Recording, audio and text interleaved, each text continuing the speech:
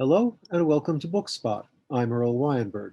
This time we'll continue our reading of The Phantom Tollbooth by Norton Juster. Chapter 11, Discord and Din. One by one the hours passed, and at exactly 5:22 by Talk's very accurate clock, Milo carefully opened one eye and in a moment the other. Everything was still purple, dark blue, and black, yet scarcely a minute remained to the long, quiet night.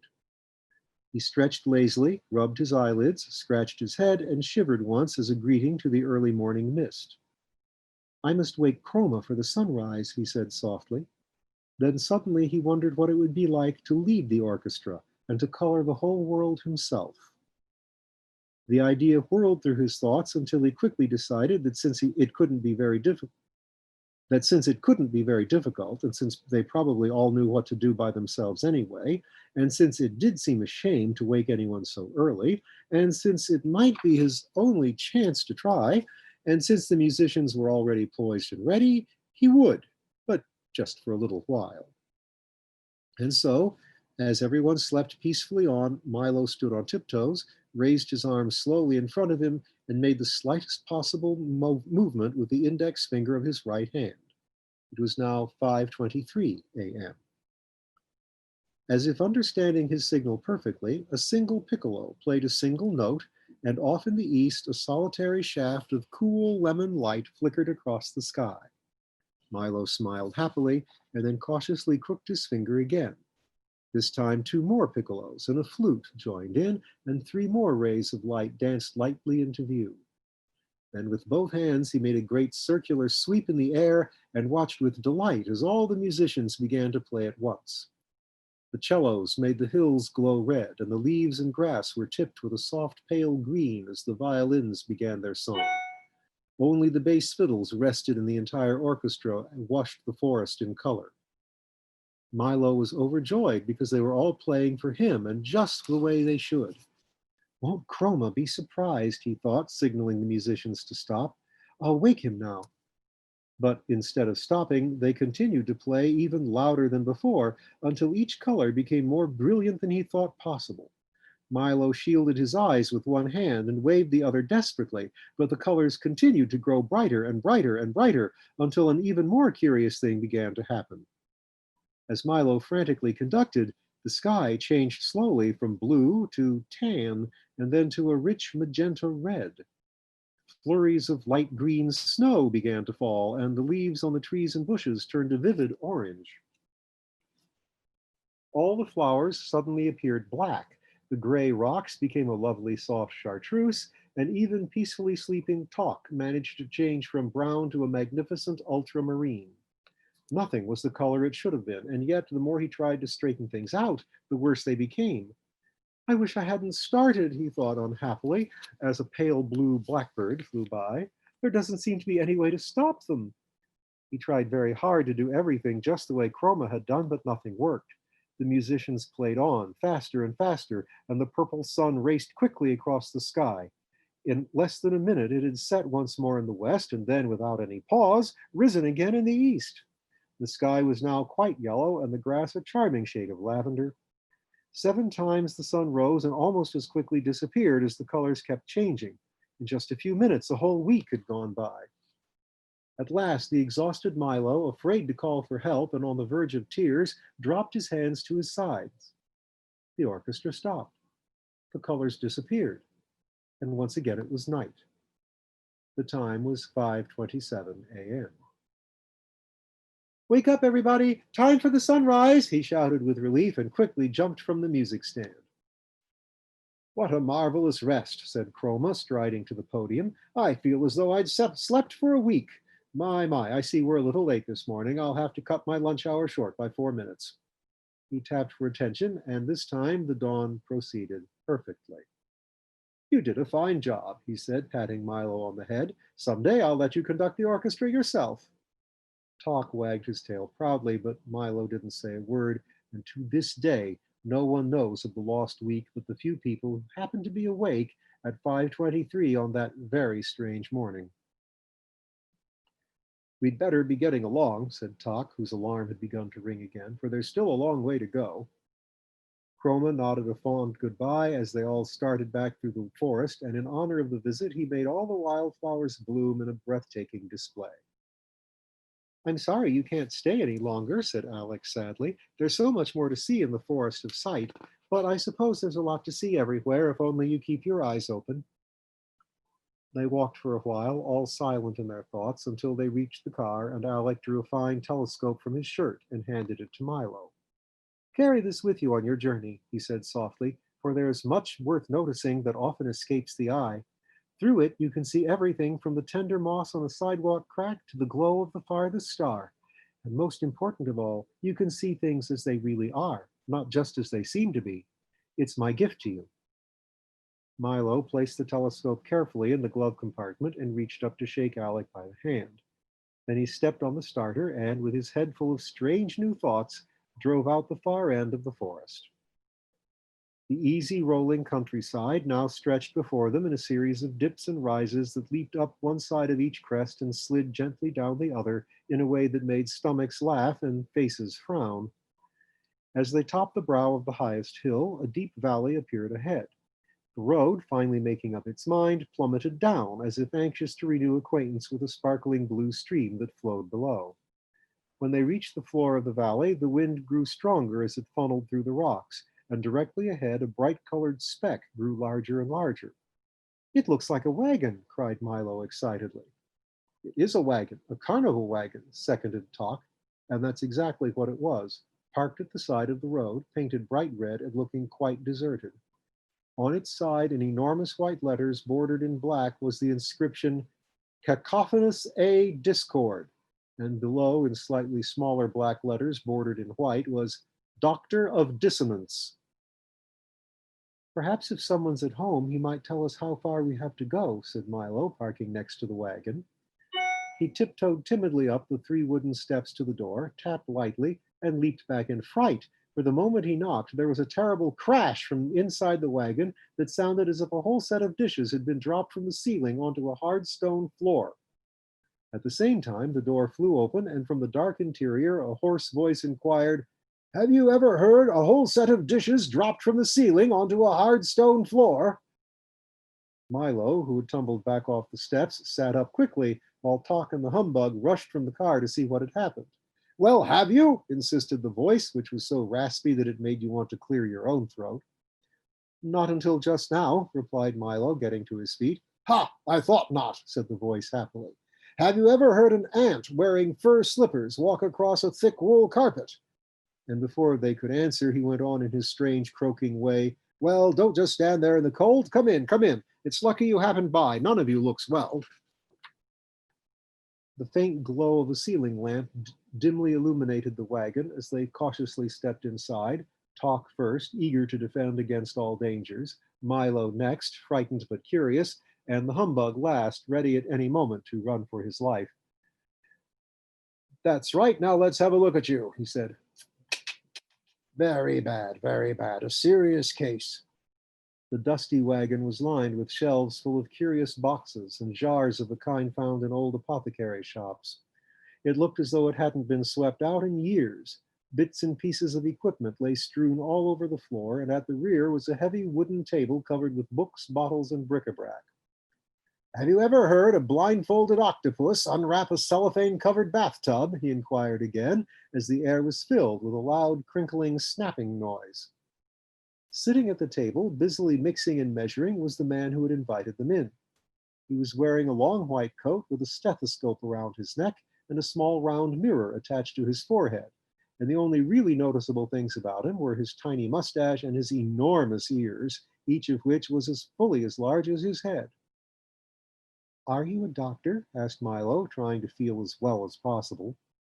I am Cacophonous A Discord, Doctor of Dissonance, roared the man, and as he spoke, several small explosions and a grinding crash were heard. What does the A stand for? Stammered the nervous bug, too frightened to move. As loud as possible, bellowed the doctor, and 2 screeches and a bump accompanied his response. Now, step a little closer and stick out your tongues. Just as I suspected, he continued, opening a large dusty book and thumbing through the pages. You are suffering from a severe lack of noise. He began to jump around the wagon, snatching bottles from the shelves until he had a large assortment in various colors and sizes collected at one end of the table. All were neatly labeled. Loud cries, soft cries, bangs, bongs, smashes, crashes, swishes, swooshes, snaps and crackles, whistles and gongs, squeaks, squawks, and miscellaneous uproar. After pouring a little of each into a large glass beaker, he stirred the mixture thoroughly with a wooden spoon, watched it intently as it smoked and steamed and boiled and bubbled. Be ready in just a moment, he explained, rubbing his hands. Milo had never seen such unpleasant-looking medicine and wasn't at all anxious to try any. Just what kind of doctor are you? He asked suspiciously. Well, you might say I'm a specialist, said the doctor. I specialize in noise, all kinds, from the loudest to the softest, and from the slightly annoying to the terribly unpleasant. For instance, have you ever heard a square-wheeled steamroller ride over a street full of hard-boiled eggs? He asked, and as he did, all that could be heard was a loud crunching sound. But who would want all those terrible noises? Asked Milo, holding his ears. Everybody does, said the surprised doctor. They're very popular today. Why, I'm kept so busy I can hardly fill the orders for noise pills, racket lotion, clamor salve, and hubbub tonic. That's all people seem to want these days. He stirred the beaker of liquid a few more times, and then as the steam continued, but business wasn't always so good. Years ago, everyone wanted pleasant sounds, and except for a few orders during wars and earthquakes, things were very bad. But then the big cities were built, and there was a great need for honking horns, screeching trains, clanging bells, deafening shouts, piercing shrieks, gurgling drains, and all the rest of those wonderfully unpleasant sounds we use so much today. Without them, people would be very unhappy, so I make sure they get as much as they want. Why, if you take a little of my medicine every day, you'll never have to hear a beautiful sound again. Here, try some. If it's all the same to you, I'd rather not, said the humbug, backing away to the far corner of the wagon. I don't want to be cured of beautiful sounds, insisted Milo. Besides, growled Talk, who decided that he didn't much like Dr. Discord, there's no such illness as lack of noise. Of course not, replied the doctor, pouring himself a small glass of the liquid. That's what makes it so difficult to cure. I only treat illnesses that don't exist. That way, if I can't cure them, there's no harm done. Just one of the precautions of the trade, he concluded, and seeing that no one was about to take his medicine, he again reached toward the shelf, removed a dark amber bottle, dusted it carefully, and placed it on the table in front of him. Very well. If you want to go all through life suffering from a noise deficiency, I'll give it all to the din for his lunch. He uncorked the bottle and with a hollow-sounding pop. For a moment, everything was quiet as Milo, Talk, and the humbug looked intently at the bottle, wondering what Dr. Discord would do next. Then, very faintly at first, they heard a low rumbling that sounded miles away. It grew louder and louder and louder, and closer and closer and closer, until it became a deafening, ear-splitting roar that seemed to be coming from inside the tiny bottle. Then, from the bottle, a thick bluish smog spiraled to the ceiling, spread out, and gradually assumed the shape of a thick bluish smog with hands, feet, bright yellow eyes, and a large frowning mouth. As soon as the smog had gotten completely out of the bottle, it grasped the beaker of liquid, tilted back what would have been its head, if it really had one, and drank it all in 3 gulps. Ah, that was good, master, he bellowed, shaking the whole wagon. I thought you'd never let me out. Terribly cramped in there. This is my assistant, the awful Din, said Dr. Discord. You must forgive his appearance, for he really doesn't have any. You see, he is an orphan whom I raised myself without benefit of governess or any other assistance, for no nurse is good nurse, interrupted the Din, doubling up with laughter, if you can imagine a thick bluish smog doubling up with laughter. For I found him, continued the doctor, ignoring this outburst, living alone and unwanted in an abandoned soda bottle, without family or relatives. No niece is good niece, roared the Din again, with a laugh that sounded like several sirens going off at once, and he slapped at where his knee should have been. And I brought him here, continued the exasperated Discord, where, despite his lack of shape or features, I trained No nose is good nose, thundered the din once again, and he collapsed in another fit of hysterics and clutched his sides. I trained him as my assistant in the business of concocting and dispensing noise, finished the doctor, mopping his brow with a handkerchief. No noise is good noise, exclaimed the humbug happily, trying to catch the spirit of the thing. That's not funny at all, sobbed the din, who went to a corner and sulked. What, what is a din? Asked Milo when he had recovered from the shock of seeing him appear.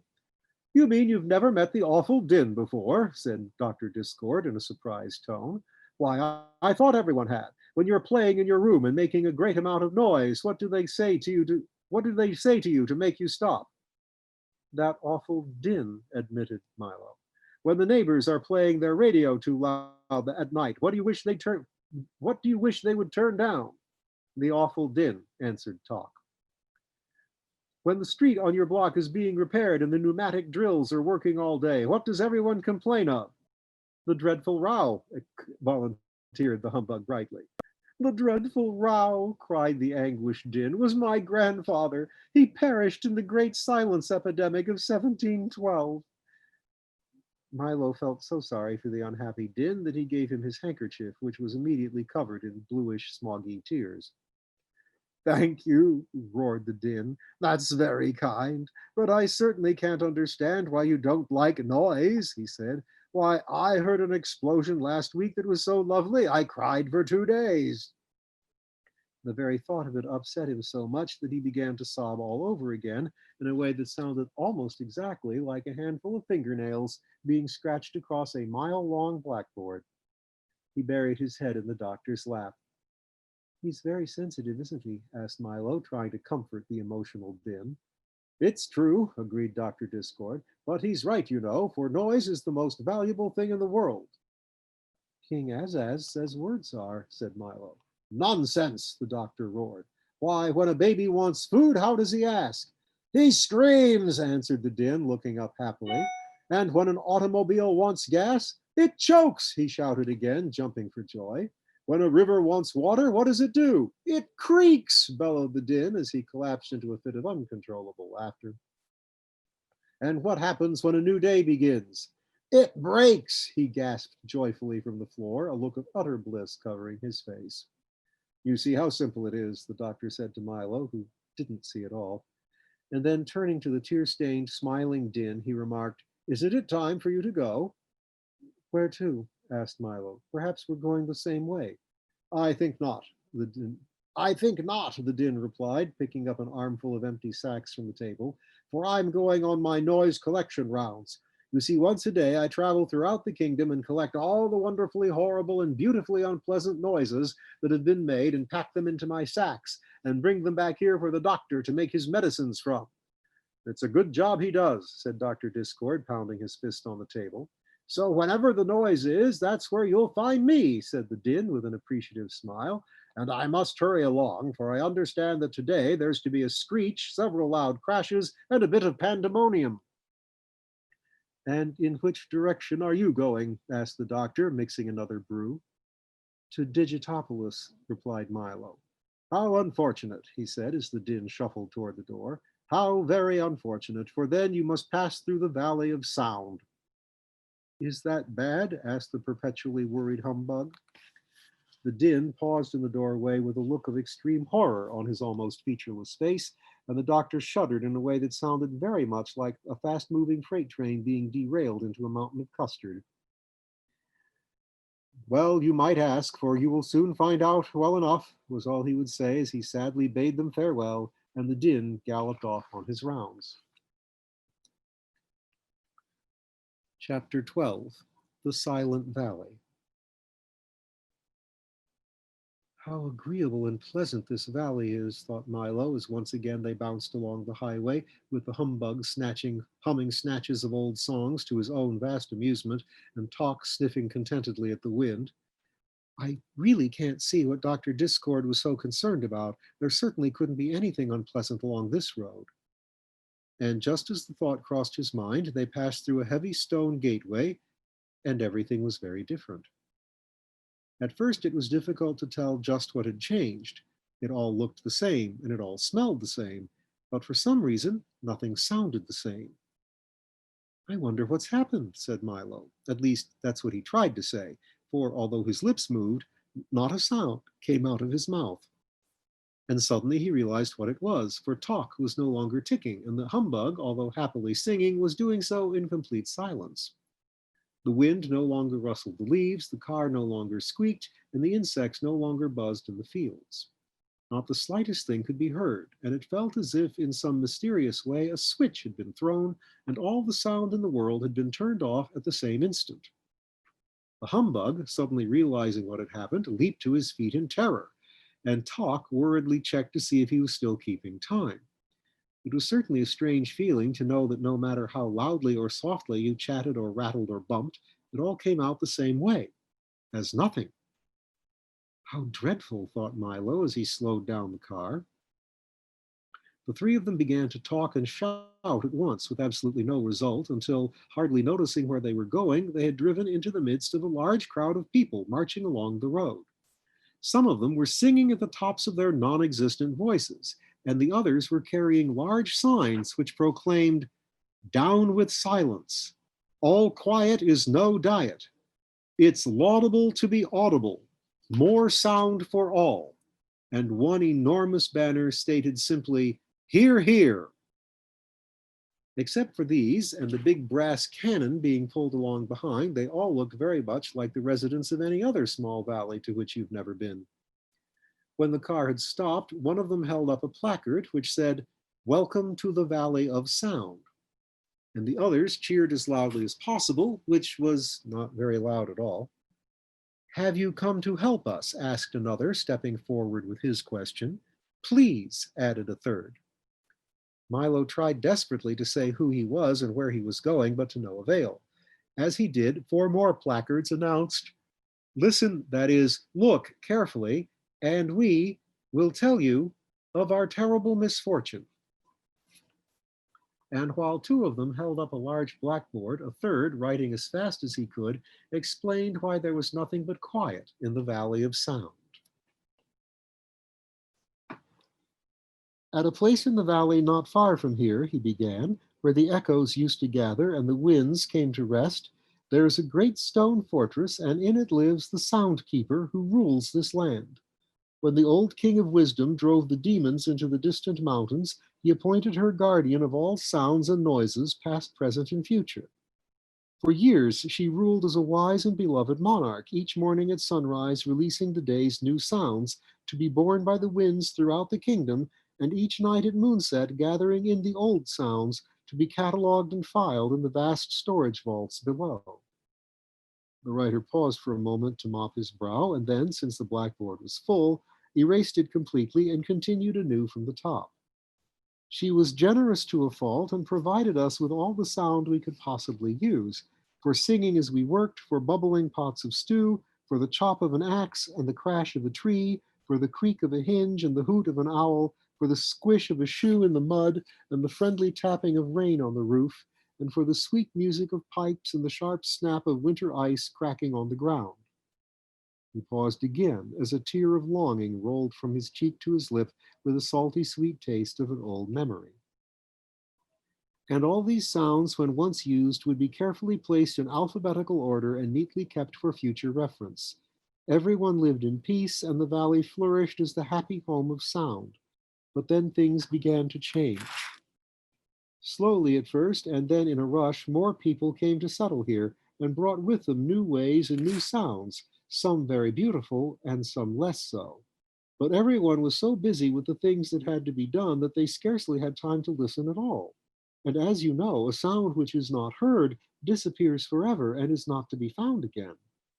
People laughed less and grumbled more, sang less and shouted more, and the sounds they made grew louder and uglier. It became difficult to hear even the birds or the breeze, and soon everyone stopped listening for them." He again cleared the blackboard as the humbug choked back a sob and continued writing. "The sound keeper grew worried and disconsolate. Each day there were fewer and fewer sounds to be collected, and most of these were hardly worth keeping. Many people thought it was the weather, and others blamed the moon, but the general consensus of opinion held that the trouble began at the time that rhyme and reason were banished. But no matter what the cause, no one knew what to do. Then one day, Dr. Discord appeared in the valley with his wagon of medicines and the bluish, smoggy din. He made a thorough examination and promised to cure everyone of everything, and the soundkeeper let him try. He gave several bad tasting spoonfuls of medicine to every adult and child, and it worked, but not really as expected, for he cured everybody of everything but noise. The soundkeeper became furious. She chased him from the valley forever and then issued the following decree: from this day forward, the valley of sound shall be silent. Since sound is no longer appreciated, I hereby abolish it. Please return all unused amounts to the fortress immediately. And that's the way it has been ever since, he concluded sadly. There's nothing we can do to change it, and each day new hardships are reported. The small man, with his arms full of letters and messages, pushed through the crowd and offered them to Milo. Milo took one, which read, Dear Soundkeeper, we had a thunderstorm last week and the thunder still hasn't arrived. How long should we wait? Yours truly, a friend. Then he took a telegram which stated, Band concert great success, stop. When may we expect the music? Stop. Now you see, continued the writer, why you must help us attack the fortress and free sound. What can I do? Wrote Milo. You must visit the soundkeeper and bring from the fortress one sound, no matter how small, with which to load our cannon. For if we can reach the walls with the slightest noise, they will collapse and free the rest. It won't be easy, for she is hard to deceive, but you must try. Milo thought for just a moment and then, with a resolute I shall, volunteered to go. Within a few minutes, he stood bravely at the fortress door. Knock, knock, he wrote neatly on a piece of paper which he pushed under the crack. In a moment, the great portal swung open, and as it closed behind him, a gentle voice rang out, Right this way, I'm in the parlor. Can I talk now? Cried Milo happily, hearing his voice once again. Yes, but only in here, she replied softly. Now do come into the parlor. Milo walked slowly down the long hallway and into the little room where the soundkeeper sat listening intently to an enormous radio set, whose switches, dials, knobs, meters, and speaker covered one whole wall, and which at the moment was playing nothing. Isn't that lovely? She sighed. It's my favorite program, 15 minutes of silence. And after that, there's a half hour of quiet, and then an interlude of lull. Why, did you know there are almost as many kinds of stillness as there are sounds? But sadly enough, no one pays any attention to them these days. Have you ever heard the wonderful silence just before the dawn? She inquired. Or the quiet and calm just as a storm ends? Or perhaps you know the silence when you haven't the answer to a question you've been asked, or the hush of a country road at night, or the expectant pause in a room full of people when someone is just about to speak, or, most beautiful of all, the moment after the door closes and you're all alone in the whole house. Each one is different, you know, and all very beautiful if you listen carefully. As she spoke, the thousands of little bells and chimes which covered her from head to foot tinkled softly, and as if in reply, the telephone began to ring too. For someone who loves silence, she certainly talks a great deal, thought Milo. At one time, I was able to listen to any sound made any place at any time, the soundkeeper remarked, pointing toward the radio wall. But now I merely, pardon me, interrupted Milo as the phone continued to ring, but aren't you going to answer it? Oh no, not in the middle of the program, she replied and turned the silence up a little louder. But it may be important, insisted Milo. Not at all, she assured him. It's only me. It gets so lonely around here with no sounds to distract or collect that I call myself 7 or 8 times a day just to see how I am. How are you? He asked politely. Not very well, I'm afraid. I seem to have a touch of static, she complained. But what brings you here? Of course, you've come to tour the vaults. Well, they're usually open to the public only on Mondays from 2 to 4, but since you've traveled so far, we'll have to make an exception. Please follow me. She quickly bounced to her feet with a chorus of jingles and chimes and started down the hallway. Don't you just love jingles and chimes? I do, she answered quickly. Besides, they're very convenient, for I'm always getting lost in this big fortress, and all I have to do is listen for them, and then I know exactly where I am. They entered a tiny cage-like elevator and traveled down for fully 3/4 of a minute, stopping finally in an immense vault whose long lines of file drawers and storage bins stretched in all directions from where here began to where there ended, and from floor to ceiling. Every sound that's ever been made in history is kept here, said the sound keeper, skipping down one of the corridors with Milo in hand. For instance, look here. She opened one of the drawers and pulled out a small brown envelope. This is the exact tune George Washington whistled as he crossed the Delaware on that icy night in 1777. Milo peered into the envelope, and sure enough, that's exactly what was in it. But why do you collect them all? He asked as she closed the drawer. If we didn't collect them, said the sound keeper as they continued the stroll through the vault, the air would be full of old sounds and noises bouncing around and bumping into things. It would be terribly confusing because you'd never know whether you were listening to an old one or a new one. Besides, I do like to collect things, and there are more sounds than almost anything else. Why, I have everything here from the buzz of a mosquito 1 million years ago to what your mother said to you this morning. And if you come back here in 2 days, I'll tell you what she said tomorrow. It's really very simple. Let me show you. Say a word, any word. Hello, said Milo, for that was all he could think of. Now, where do you think it went? She asked with a smile. I don't know, said Milo, shrugging his shoulders. I always thought that most people do, she hummed, peering down one of the corridors. Now let me see. First we have the clarinet with Now let me see. First we have the cabinet with today's sounds. Ah, here it is. Then we look under G for greetings, and under M for Milo, and here it is already in its envelope. So you see, the whole system is quite automatic. It's a shame we hardly use it anymore. That's wonderful, gasped Milo. May I have one little sound as a souvenir? Certainly, she said with pride, and then immediately thinking better of it, added, not. And don't try to take one because it's strictly against the rules. Milo was crestfallen. He had no idea how to steal a sound, even the smallest one, for the soundkeeper always had at least one eye carefully focused on him. Now look Now for a look at the workshops, she cried, whisking him through another door and into a large abandoned laboratory full of old pieces of equipment, all untended and rusting.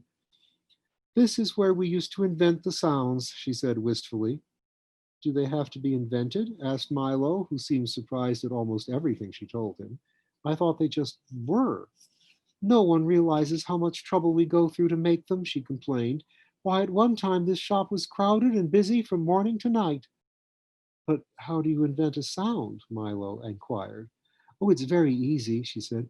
First, you must decide exactly what the sound looks like, for each sound has its own exact shape and size. Then, you must make some of them here in the shop and grind each one 3 times into an invisible powder and throw a little of each into the air every time you need it. But I've never seen a sound, Milo insisted.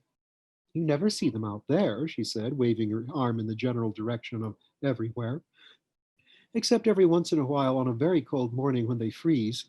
But in here we see them all the time. Here, let me show you.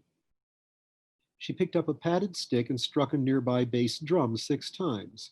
6 large, woolly, fluffy cotton balls, each about 2 feet across, rolled silently out into the floor. You see, she said, putting some of them into a large grinder. Now listen. And she took a pinch from the invisible powder and threw it into the air with a boom, boom, boom, boom. Do you know what a hand clap looks like? Milo shook his head. Try it, she commanded. He clapped his hands once, and a single sheet of clean white paper fluttered to the floor. He tried it 3 more times, and 3 more sheets of paper did the very same thing. And then he applauded as fast as he could, and a great cascade of papers filled the air. Isn't that simple? And it's the same for all sounds. If you think about it, you'll soon know what each one looks like. Take laughter, for instance, she said, laughing brightly, and 1,000 tiny, brightly colored bubbles flew into the air and popped noiselessly. Or speech, she continued. Some of it is light and airy, some is sharp and pointed, but most of it, I'm afraid, is just heavy and dull. How about music? Asked Milo excitedly. Right over here, we weave it on our looms. Symphonies are the large, beautiful carpets with all the rhythms and melodies woven in. Concertos are these tapestries, and all the other bolts of cloth are serenades, waltzes, overtures, and rhapsodies. And we also have some songs that you often sing, she cried, holding up a handful of beautifully colored handkerchiefs. She stopped for a moment and then said sadly, "We even had one section over there that did nothing but put the sound of the ocean into seashells. This was once such a happy place." "Then why don't you make sound for everyone now?" he shouted so eagerly the sound keeper leaped back in surprise. "Don't shout so, young man. If there's one thing we need more of around here, it's less noise. Now come with me and I'll tell you all about it. And put that down immediately." Her last remark was directed toward Milo's efforts to stuff one of the large drum beats into his back pocket. They returned quickly to the parlor, and when the soundkeeper had settled herself in a chair and carefully tuned the radio to a special hour of hush, Milo asked his question once again in a somewhat lower voice. "It doesn't make me happy to hold back the sounds," she began softly, "for if we listen to them carefully, they can sometimes tell us things far better than words."